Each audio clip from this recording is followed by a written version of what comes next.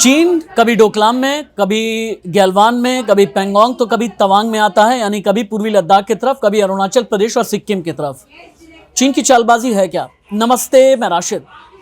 चीन की चालबाजी के सबूत आप देख चुके हैं, लेकिन असल में चीन की चालबाजी क्या है यह समझने की आपको ज़रूरत है। मैं इससे पहले कि अपना वीडियो आगे की तरफ शूट करूं, आप ज्योग्राफिया के लिहाज से समझें कि चीन पिछले 4 साल में कर क्या रहा है।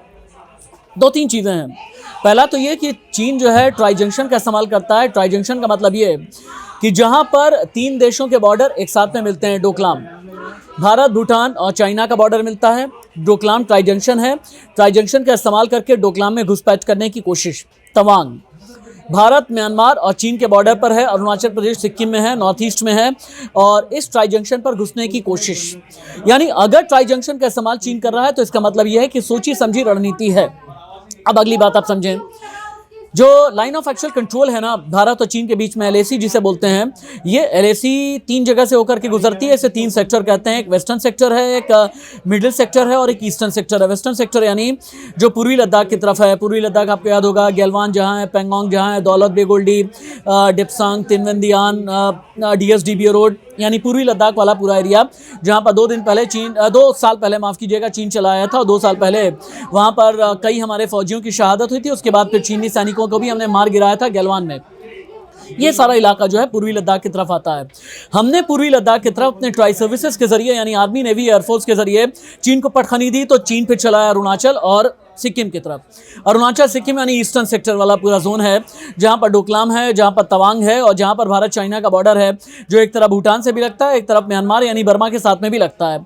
फिर एक बॉर्डर आ जाता है उत्तराखंड, माफ कीजिएगा, उत्तराखंड और हिमाचल का, जिसे बोलते हैं मिड सेक्टर। हालांकि ये बॉर्डर फिर भी कंपैरेटिवली काफ़ी शांत कहा जाता है। लेकिन चीन की मंशा क्या है? चीन को ये बहुत अच्छे से पता है कि ताइवान की तरफ जो उसका अग्रेशन था ये अमेरिका ने कम कर दिया है। लिहाजा अपनी जनता के बीच शी जिनपिंग को ये बताना बेहद ज़रूरी है, बताना चाहते हैं, ये मैसेज देना चाहते हैं शी जिनपिंग की नहीं अभी भी मजबूती है दोबारा से राष्ट्रपति बन जाने के बाद में। शी जिनपिंग ये बताना चाहते हैं कि माओ के युग में फिर से चीन को लेकर के जाना है, जहां पर कम्युनिस्ट शासन बहुत ज़्यादा मजबूत हुआ करता था। दूसरी बात, 2020 में और 2022 में कोरोना फैला, लॉकडाउन लगा। कोरोना, लॉकडाउन और बंदिशों की वजह से चीन की जो जनता है बहुत ज़्यादा शी जिनपिंग से नाराज़ है, चाइनीज़ प्रशासन से नाराज़ है, कम्युनिस्ट सरकार से नाराज़ है, और इसी नाराज़गी को दूर करने के लिए, डेविएट करने की कोशिश में है शी जिनपिंग, ये तय है। इसीलिए 2 साल पहले जब वुहान से कोरोना निकला तब गलवान और पैंगोंग किया था, और अब तवांग कर रहे हैं, जब अंदर ही अंदर गृह युद्ध के मुहाने पर चाइना है। लेकिन क्या अब ये इतना आसान है? नहीं, इतना आसान नहीं है, क्योंकि अब वो नेपाल नहीं है जो लिम्पियाधुरा और लिपुलेख पर भारत को घेर रहा था। वो नेपाल नहीं है। अब वो म्यांमार नहीं है जो चाइना के साथ में चला जाए। वो श्रीलंका नहीं है जो श्रीलंका के कर्ज की किस्तें अदा करते करते उसके कर्ज के बोझ तले दब जाए, क्योंकि मंदी में भारत ने श्रीलंका का बहुत ज़्यादा साथ दिया है। हाल के दिनों में जो पॉलिटिकल टर्मोइल रहा श्रीलंका का, ऐसे में भारत ने बहुत ज़्यादा साथ दिया है श्रीलंका का।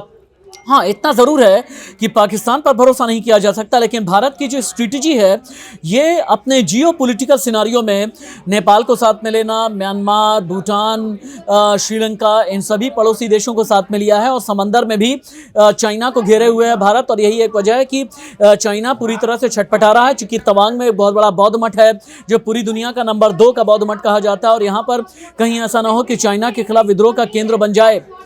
इसीलिए चीन तवांग में अपना कब्जा जमाना चाहता है, अपना कब्जा बढ़ाना चाहता है, क्योंकि तिब्बत की तरफ से बौद्ध मठ को लेकर के जो दबाव शी जिनपिंग की सरकार झेल रही है उसे पार पा नहीं पा रही, उसे पार पाने के लिए तवांग की तरफ दबाव बना रहे हैं।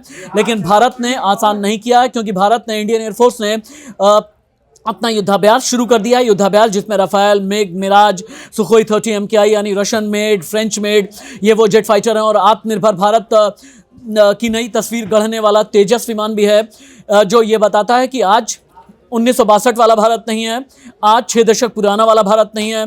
आज वो भारत है जो अपनी सोवरेनिटी के लिए, यानी अपनी अखंडता की रक्षा करने के लिए किसी भी हद तक जा सकता है।